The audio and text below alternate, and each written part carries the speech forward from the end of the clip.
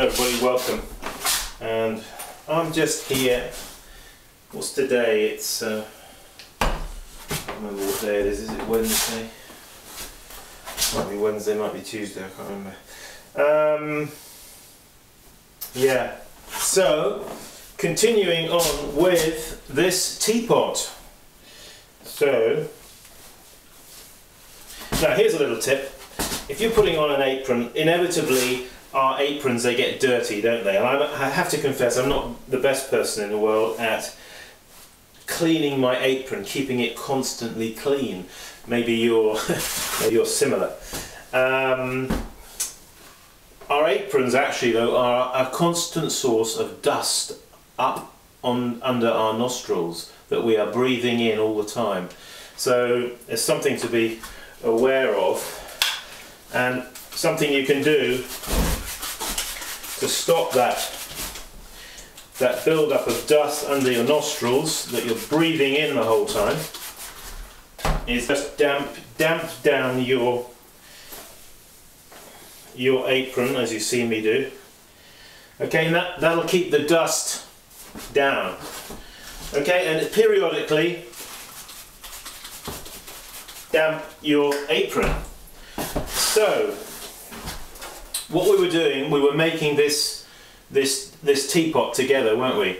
And you see me now in the three separate clips, making it and trimming and assembling the teapot.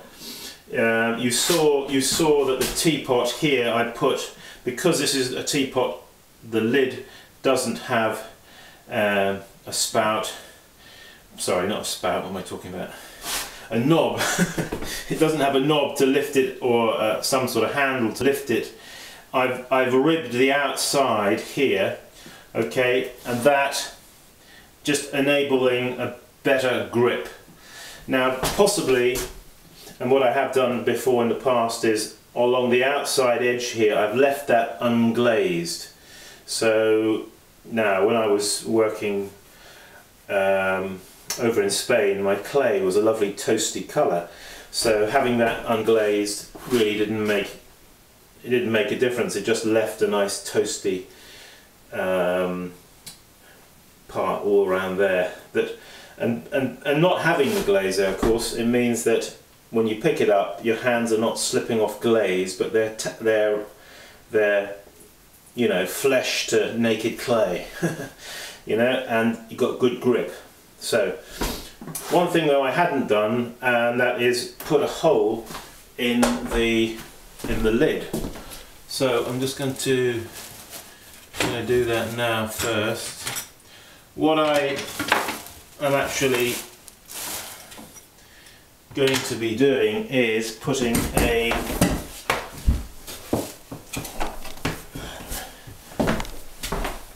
fluted design around the outside. Okay, so why do we put a hole in the teapot lid?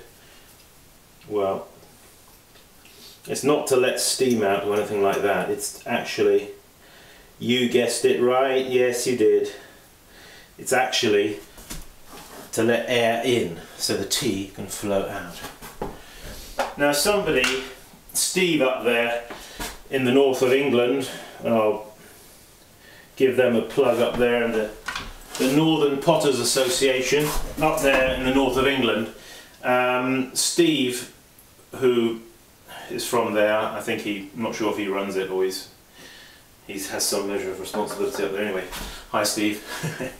He said to me in relation to the number of holes that you put inside, that should be the sum total of all of the holes should be at least as much or more than the sum total of the hole that you've left here.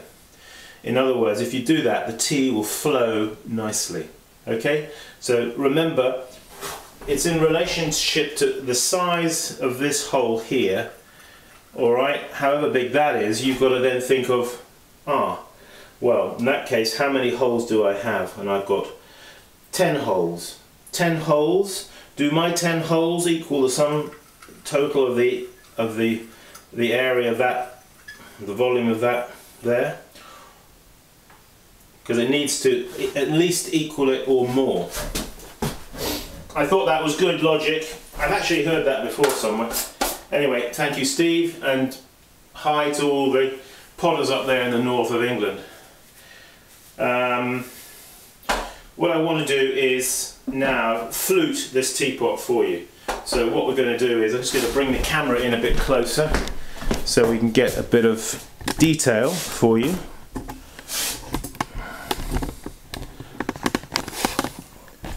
So I'm going to sit there in that chair comfortably, and we're going to zoom this in. I'm trying to do this in a bit of natural light. It's a nice sunny day here today. It's above freezing, so that's good. Alright, so now to flute, we're going to use an old hacksaw blade. Alright, now there's two ends to a hacksaw blade. There's the flat end, alright, where it's broken in the middle here, and there's a rounded end, and there's a toothed side here. The teeth on the side can be actually quite useful for decorating as well. Okay, so we put the hole in the lid. What we're going to do now is just get ourselves positioned. Let's just double check that again, that we are approximately, yeah, okay.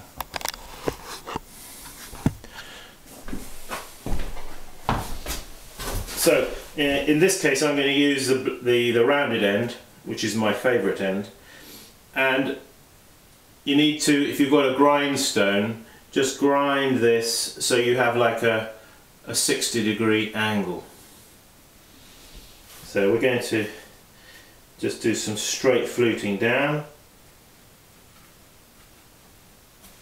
Now I think you'll agree that when this is done,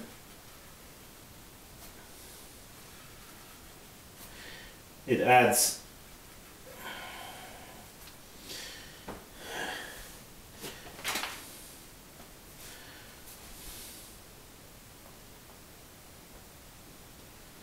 I'm having to dig out a piece of plaster because I just recently made a drying bat, you know, and I followed the instructions exactly to how it said the amount of water to add to the plaster, but you know, the darn thing, it came out, when I'd added the 14 cups of water to the plaster, it came out, it never really dried properly, you know. Well, it did dry, but what I mean is it didn't harden. Anyway, I was in a rush to get some clay dried out, and I put some clay on it, and I was very careful about mixing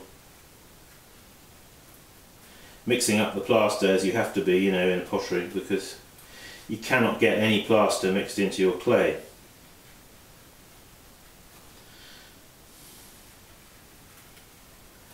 At least you ought not to. If you get plaster mixed up in your clay, you get awful results. It blows out bits of the side of the pot.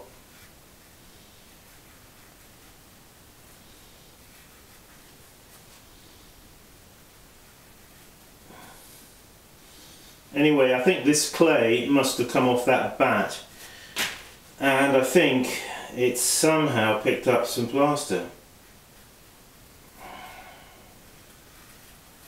which is a real nuisance, which probably means that some of these pots I'm making will be, this teapot will probably go in the dustbin. Or the trash, as they say over here. Anyway, excuse me 1 second. Call from standard drumming. I turned it off. Call from standard ceramics or something. Yeah. Stop ringing, will you? It's always the case trying to make a clip and... Never mind.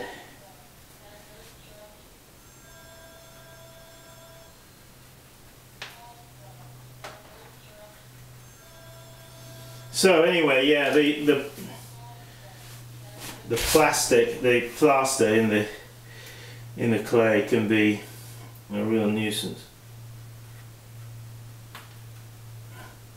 So be careful if you're mixing up plaster, and it needs to be nice and hard, the plaster back, when you're finished. Okay, enough said about that. So as you can see, now the thing about fluting is trying to keep it going straight. You know, it's very easy when you're fluting to veer off. And you'll notice as you watch me do this that I'm looking to see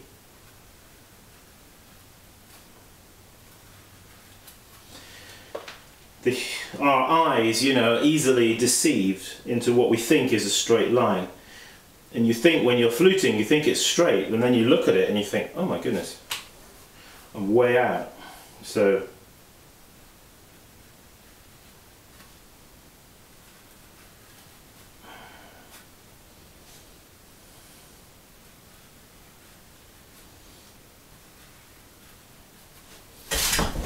turn a bit to the light. Let's see if we can bring it in, the zoom. The thing is, I have to zoom it in, and then I hope I'm going to be in the right spot, you know, when I'm...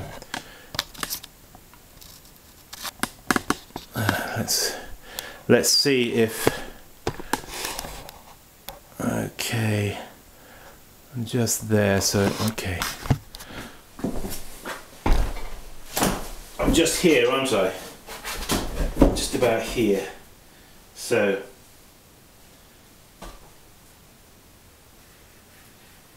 now you find that when you're fluting, if you've got like a groggy clay body, which this has got some grog in it, if it picks up a bit of grog, when you're going down, it can drag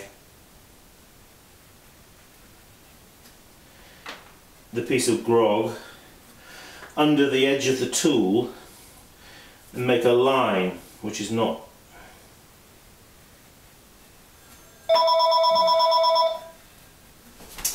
Go away, will you?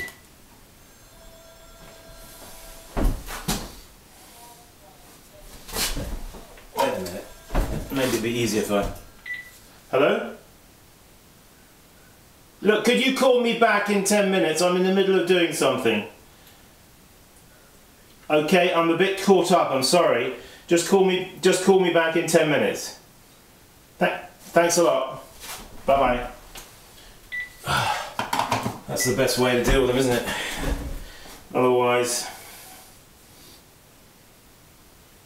I've got to listen to that thing. That weird voice of that somebody saying, "Go from."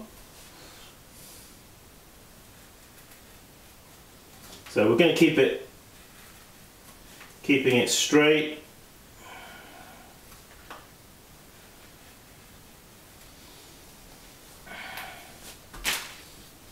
Okay, we're looking good.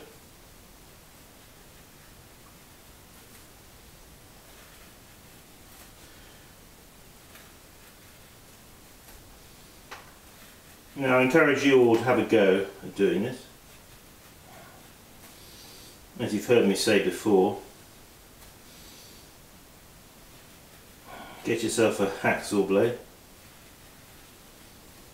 or broken one, or buy a new one and break it.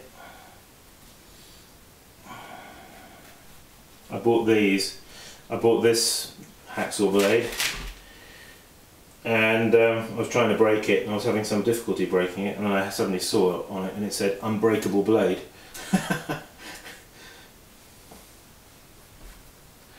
managed to break it, I have to say, in the end. It did take a bit of bending there.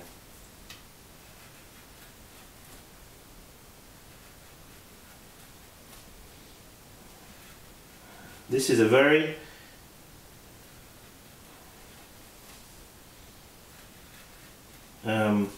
rewarding technique insofar as, you know, your eye sees the sum total of all of these. It doesn't see the individual one. Your eye, when it sees the pot, it sees it as a whole, and it sees the finished result as one thing, not as 100 individual flutes. So you'll surprise yourself if you have a go at doing this. As I say, the difficulty is keeping it going straight, even and consistent, and you just really keep your elbow here tucked into your side and just move like this, you see.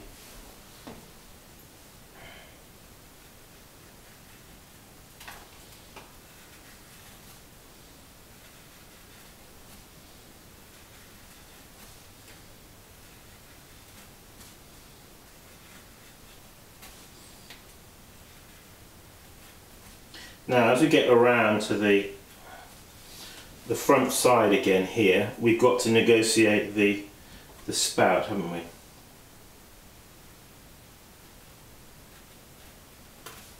So, we will not be daunted by the spout.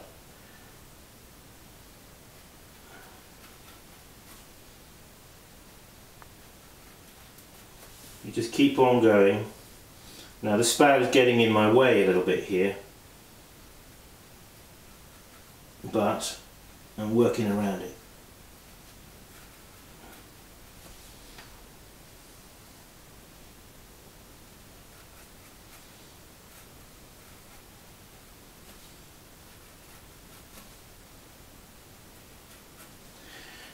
Now you may be thinking to yourself, oh, I wonder how thick is the wall here. Well, it's thick enough anyway for me to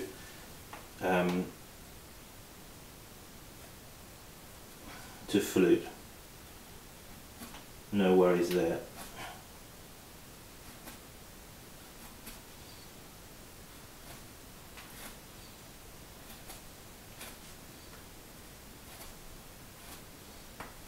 So, short little flutes here under the spout.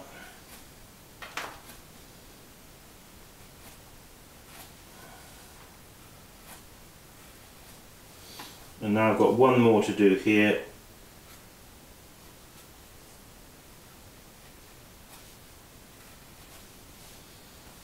And that's it. Okay.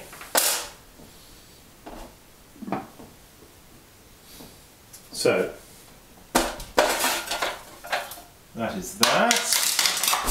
But we're not quite finished yet, are we? Because we have to, we'll just get the camera onto the teapot now because I've moved it. Alright, what I want to do now is quickly put on some lugs. Let's just bring back the camera a touch while I just get some clay, a little bit of clay to roll out a couple of lugs for these, for the teapot. So, just going to put the teapot to one side there. Just a piece of soft clay, folks, okay? Now, whenever you're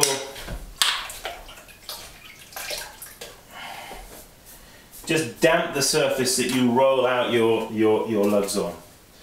Alright? Because the material will suck the moisture out of,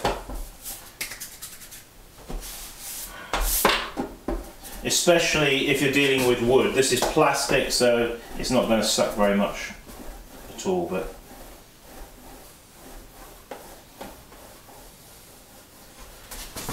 now what I'm going to do is, here on the teapot, where the lugs are going to join, I'm just going to dampen it now ahead of time, just to get it the moisture a bit up there, a bit more moist. Another thing I'm going to need is a little knife. Oh, I'll use my pen knife. Use my pen knife. Alright, so let's just continue with these. Roll these fellas out.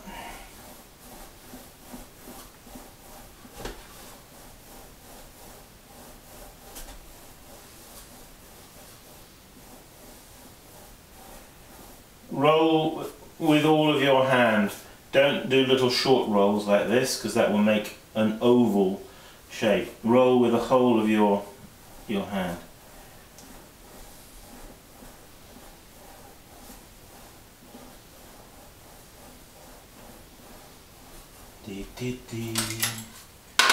Just going to chop a bit off.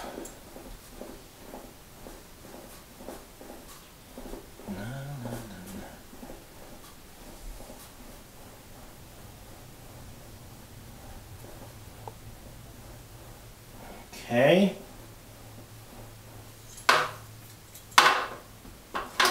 Now you want to determine the length of the lug, and they're going to be something like that. Right. Just going to get my banding wheel. It's always best to work from a banding wheel, I find, when I'm doing this.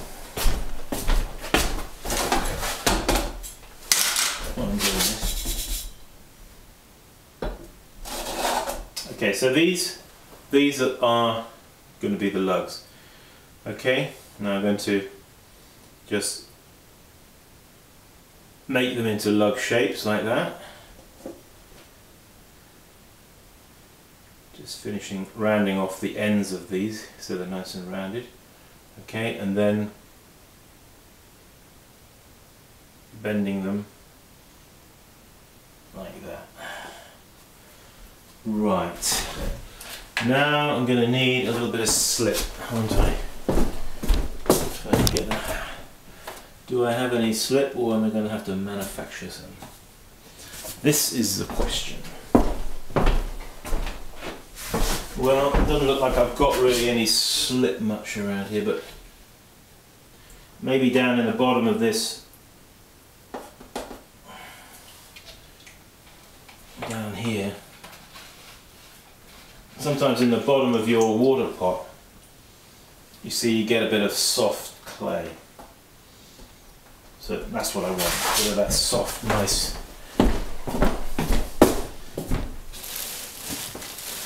soft clay. I call it splidge. My dad used to call it slitch, but I used to call it splidge. Oh, dust. I made dust. Not good. Okay, so now let's just have a little bit of camera focus here on exactly what am I doing. Let's just zoom in there to the top of the teapot where you can see me working. Okay, right. Now, what we want to do is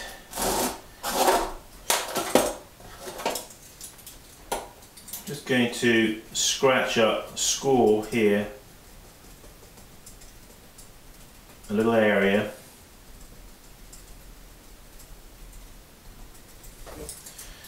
where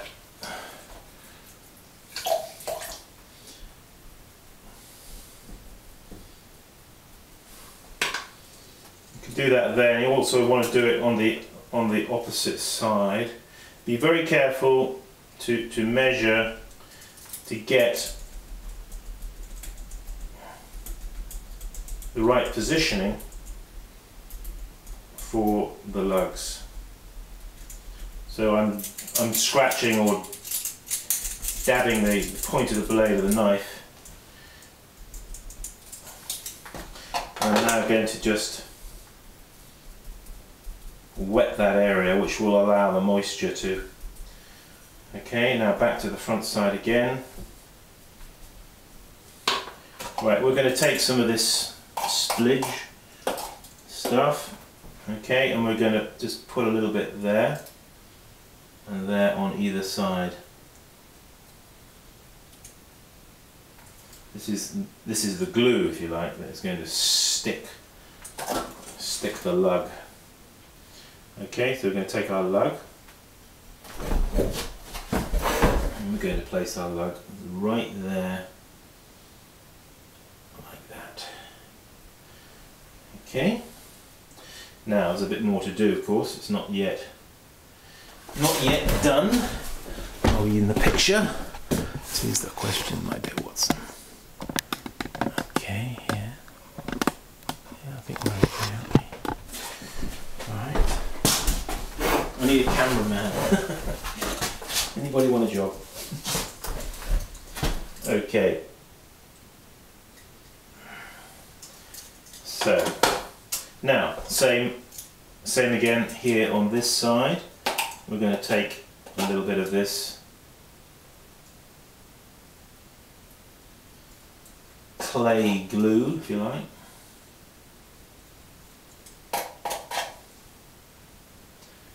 You can be a little bit generous with it, you know,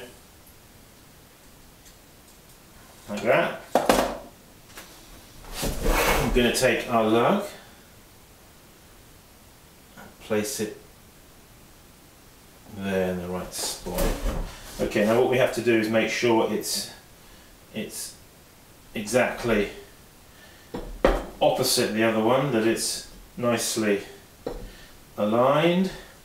Okay, so check it this way, but we also want to check it sideways on, because these may need to come out or in according. Okay, now so something to bear in mind here with a cane handle teapot. The handle, as you can appreciate, is going to come over the top here. You need space here on either side. Okay, you need a sort of for your fingers, that kind of thing. So also because where the handle attaches here, it's got like a sleeve, hasn't it? So it's a little bit fatter, just above here. All right. Okay, so now just firm them up by pushing them in. Okay. Now I do this by licking my finger, and I push in and pull away. Now this is a kind of detail that it will be particular to. You may need to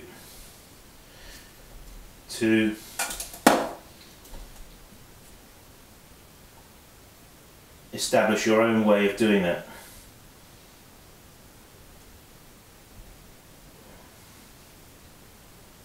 And that's how I've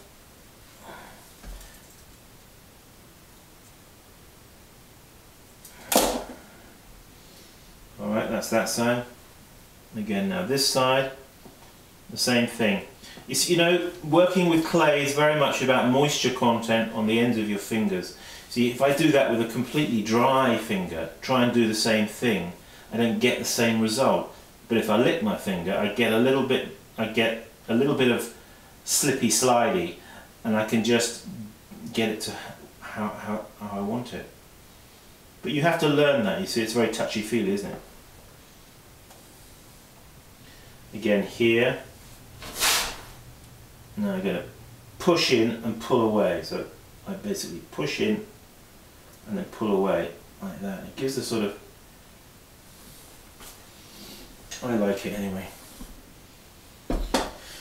So, ooh, how's it looking? Okay, now there's a little bit of cleanup to do just around that area. So let's see, best get a sponge, or, well, we can use a piece of leather as well. Actually, a little piece of leather, soft leather, just just stuff around there.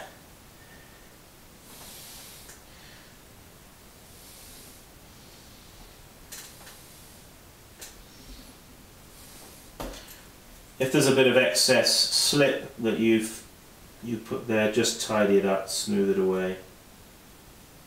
You know.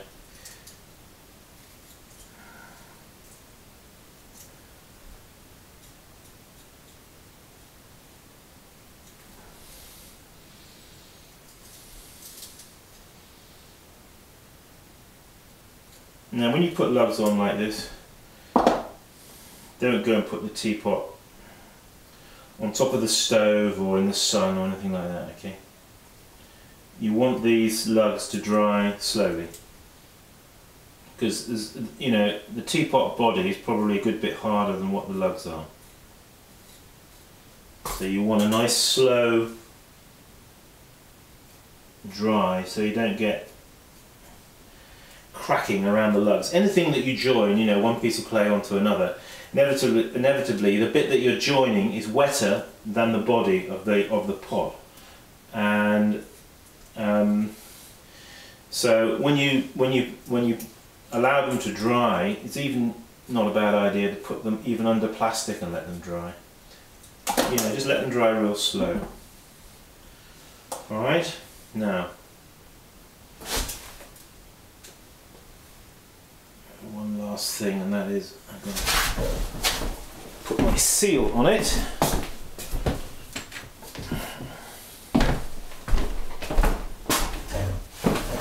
Let's just pull back the camera a touch.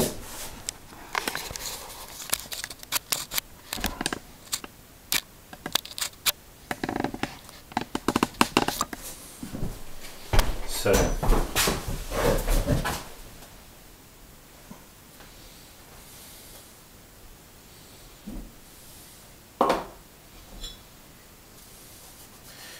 at this point, it's always a good idea just to give the teapot a once over visually, to make sure that there are no little finger nick marks in it, you know, that it looks clean, it looks tidy, no dents or anything like that. Okay folks, well there it is. That's the completed teapot, which you've seen me make now from start to finish. My next job is to get my kiln up and running and get it reassembled so I can actually fire these pieces. At the moment I'm out of kiln shelves and I don't have any kiln furniture, so I've got to scrounge some of those or get hold of some. Anyway, yeah, I'm getting a few pots around the place that I need to get fired now. I'm pleased with that. Why don't you have a go? Keep practicing. See you soon. Bye bye.